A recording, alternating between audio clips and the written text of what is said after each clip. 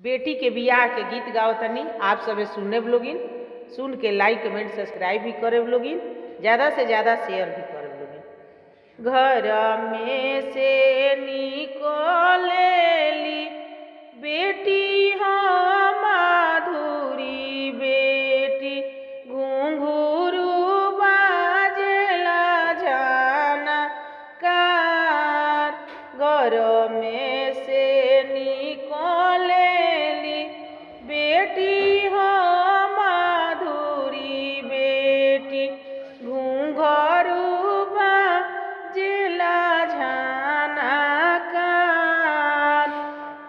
भोले आमा सुतिले भोले आमा जागिले, भोले आमा घैनिया लासाय।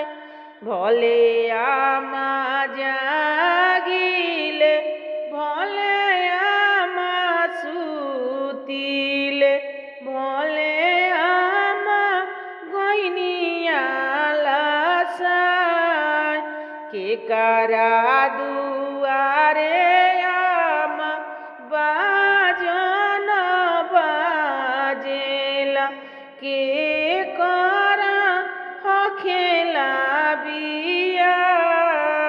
भोले बेटी सुतेलु भोले बेटी जागेलु, भोले बेटी गइलु आलासाय।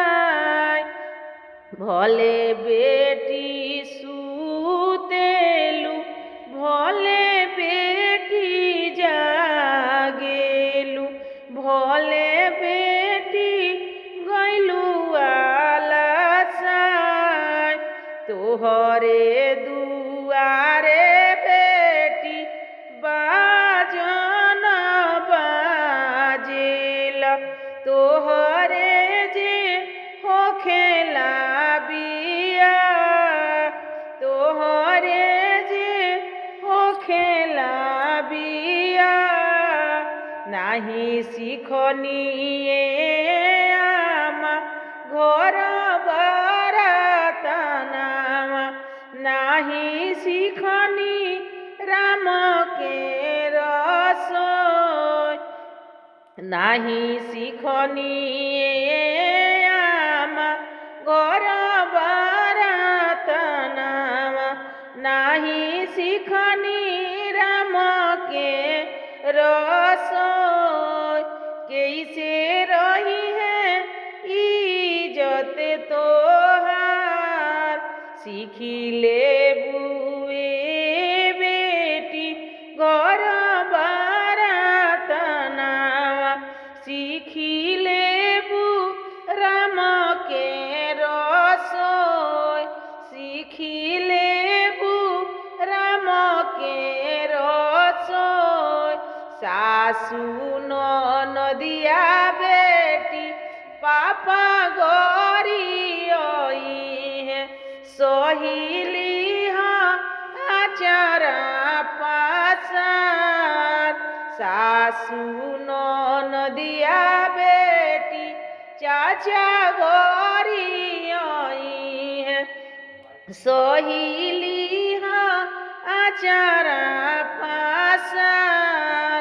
सासु नदिया बेटी आमा ताना मोरी है, सुनीली हाँ आचारा पासार। चासु नदिया बेटी चाची गोरी आई है, सुनीली हाँ आचारा पासार।